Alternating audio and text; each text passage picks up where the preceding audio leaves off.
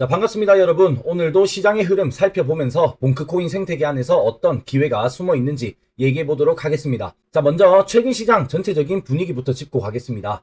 자, 미국 CPI와 PPI 지표가 예상보다 낮게 나오면서 인플레이션 완화에 대한 기대가 커졌고, 이에 따라서 연준의 금리 인하 기대감도 높아졌습니다. 자, 특히 암호화폐 시장에서는 이 지표들이 일종의 촉매제가 되고 있는데, 비트코인은 다시 10만 달러 선에서 강세 흐름을 이어가고 있고, 솔라나 역시 그 뒤를 따르면서 강력한 반등을 보여준 뒤 다시금 어제부터 조정을 세게 받아주고 있습니다. 자, 솔라나는 현재 네트워크 속도, 수수료, 개발자 환경 모든 측면에서 이더리움의 대체자로서 시장에서 계속해서 입지를 넓혀가고 있는 상황이고, 그런 흐름 속에서 주목해야 할 것은 바로 솔라나 계열 밈코인인 그 중에서도 가장 선두에 있는 봉크코인입니다. 최근 봉크코인의 가격이 0.026원에서 지지를 받고서 반등한 것을 보면서 저는 이전 영상에서도 이 구간에서는 손절없이 지켜보자고 말씀을 드렸고, 이 또한 소통방에서도 말씀을 드린 적이 있습니다. 정확히 그 자리에서 반등을 하면서 이번 주 대형 호재들을 맞이할 준비를 마쳤습니다. 그리고 지금 솔라나 생태계 최대의 글로벌 행사 솔라나 엑셀레이트가 미국 현지에서 진행되고 있습니다. 이번 행사는 솔라나와 봉크코인이 공식 파트너로 함께 부스를 운영하면서 참가를 하고 있고,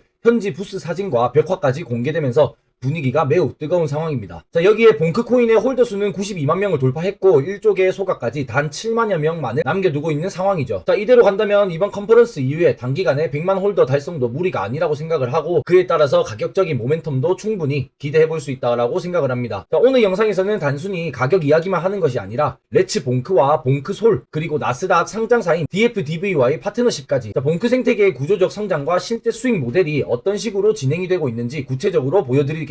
자, 영상 시작하기에 앞서서 구독과 좋아요, 알람 설정 해주시면 제가 영상을 만드는데 정말 큰 힘이 되고, 궁금하시거나 이해가 잘 가지 않는 부분에 대해서는 댓글이나 고정 댓글에 있는 소통방 링크를 통해서 소통방에서 질문을 해주시면 제가 빠르게 답변을 드리도록 하겠습니다. 자, 이번 주에 준비된 대박 사건이 정말 많습니다. 자, 그리고 봉크코인과 관련된 정말 많은 소식들이 쌓여 있습니다. 자, 소통방에서 기존 0.026원까지는 손절없이 좀 지켜보셔도 좋을 것 같다고 말씀을 드렸고, 딱 그 부분에서 반등을 해주면서 이번 주 새로운 호재들을 맞이할 준비를 하고 있죠. 자, 오늘부터 진행되는 미국에서 개최되는 솔라나 엑셀레이트에 공식적으로 솔라나와 봉크코인이 함께하고 있고, 그에 관한 부스 사진과 벽화를 볼 수가 있습니다. 자, 어떠한 새로운 발표가 있을지가 너무 기대가 되는 상황이고, 어느덧 1조 소각까지 약 7만 4천여 명을 앞둔 상황에서 봉크 홀더 100만 명까지 얼마 남지가 않았습니다. 자, 이번 솔라나 컨퍼런스에서 부스 활동과 마케팅을 통해서 급진적으로 늘어날 수도 있고, 그에 따라서 1조개 소각까지도 얼마 남지 않았다라고 볼 수가 있겠죠. 자, 최근 암호화폐 시장에 반등이 일어나면서 특히나 솔라나가 잘 올라가지고 그에 발 맞춰서 솔라나 계열 코인들이 하나 둘씩 반등을 해주곤 하였습니다. 자, 본격적으로 영상을 시작해 볼 텐데, 봉크 생태계의 새로운 핵심 사업이었던 레츠 봉크에서 웹사이트 트래픽과 레츠 봉크를 통해 진행되는 대시보드를 오픈하였습니다. 자, 레츠 봉크를 통해서 발생하는 구조는 여러 번 말씀을 드린 바 있고, 레츠 봉크에서 유저들은 봉크 코인을 사용해서 새로운 민 코인을 만들어내고, 자신이 만든 코인과 봉크 코인을 페어로 예치하여서 유동성을 만들어낸 뒤에 레이디움에서 거래가 가능합니다. 자, 이러한 과정 내에서 봉크 코인은 계속해서 소각이 되게 되고, 또한 그 수수료의 일부는 레츠 봉크의 수입원이 되는 거죠. 자, 두 마리의 토끼를 모두 잡은 셈입니다. 자, 한 번의 거래가 발생할 때 레츠 봉크에 대한 수입, 그리고 봉크 코인에 대한 소각, 두 가지가 모두 이루어지게 되는 부분이죠. 그리고 이 대시보드가 바로 레츠 봉크의 수입을 분배해 놓은 대시보드입니다. 자, 우선적으로 얼로케이션, 즉 분배율 중에서 중요한 부분만 한번 확인을 해볼게요. 자, 매수와 소각의 35%가 잡혀 있는데, 레츠 봉크에서 벌어들이는 수입의 35% 할당량은 봉크 코인을 구매하고 소각을 하는 데에 쓰여지게 됩니다. 자, 소율 스캔을 통해서 확인을 해보면 레츠 봉크가 나온 뒤 현재까지 총 438억 개의 봉크 코인이 벌써 소각이 되었고, 30%는 봉크 솔 스테이킹에 들어간다고 되어 있습니다. 자, 이게 무엇이냐면 봉크솔이란 이전에 지토코인의 영상에서 설명드린 리퀴드 스테이킹 토큰이라고 보시면 됩니다. 즉, 솔라나를 봉크솔이라는 시스템에 예치를 하고서 솔라나를 스테이킹하면 그에 대한 보상을 받게 되는 시스템이 되는데, 수익의 30%를 솔라나를 구매하고 그만큼 봉크솔에 스테이킹을 하게 되면서 솔라나에서 나오는 스테이킹 보상을 반영하게 되는 부분입니다. 자, 일반적인 스테이킹 보상과는 다르게 봉크솔을 통해서 디파이에서 이용이 가능하고, 실제 솔라나의 가치와 연동이 되며 여기에 스테이킹 보상까지 포함된 부분이라고 할 수 있죠. 자, 그리고 여기서 봉크솔에서 나오는 스테이킹의 보상 중에 30%는 자동으로 시장에서 솔라나를 매수하게 되고, 이는 다시 봉크솔로 스테이킹이 되면서 계속해서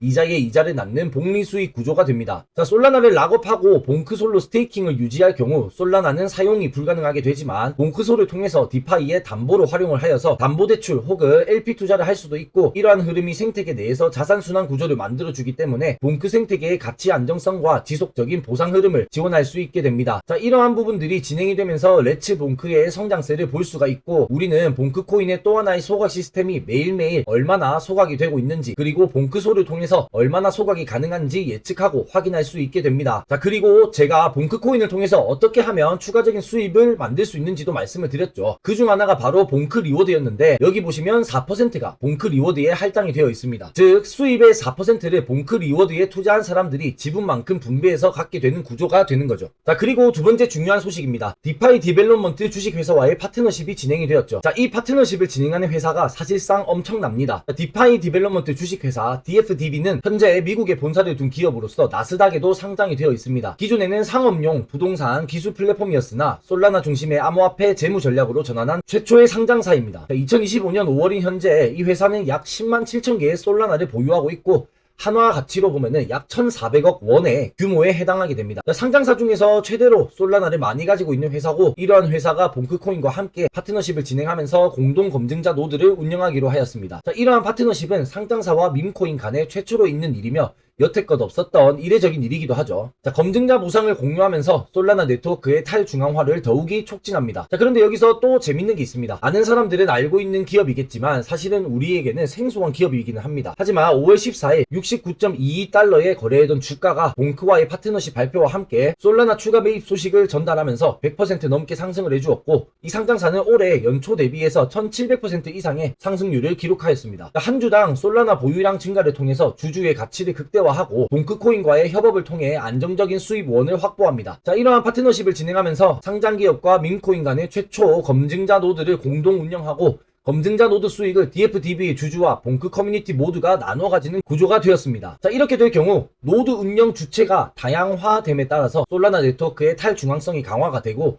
과거 검증자는 기술 전문가나 혹은 소수 인프라의 주체에 집중을 했었지만 이제는 기업과 더불어서 커뮤니티가 직접 참여하고 특정 세력에 좌우될 가능성이 낮아지며 보안 또한 강화가 됩니다. 자, 상장사이다 보니까 자본이 있고 이러한 거대 규모의 기업이 솔라나를 대규모로 계속해서 매입하면서 스테이킹을 하고, 그러한 자금이 스테이킹으로 인해 잔금이 되다 보니까 솔라나의 전체적 가격 안정성에도 도움을 주게 됩니다. 그러함에 따라서 솔라나 생태계는 더욱이 활성화가 되게 될 거고, 그 뒤를 이어서 봉크 생태계 또한 자연적으로 더욱더 성장이 가능해지게 되는 거죠. 자, 봉크코인과 DFDB의 파트너십은 단순한 마케팅 파트너십이 아니라 솔라나 생태계에서 제도권 자금 유입과 탈중앙화 강화, 투명한 노드 운영, 그리고 밈코인의 제도권화 등 전방위적으로 긍정적인 효과를 주고 있습니다. 자, 이렇게 봉크코인은 현재 이미 ETP는 발행을 하였고 ETF를 대기 중이면서 기업과 함께 파트너십을 진행하고 더욱더 성장에 박차를 가하고 있다고 볼 수 있습니다. 자, 나날이 발전하고 있는 봉크코인, 이 봉크코인은 이제 단순한 밈코인이 절대 아닙니다. 자, 레츠봉크 생태계를 통한 유동성 공급과 지속적인 소각 구조,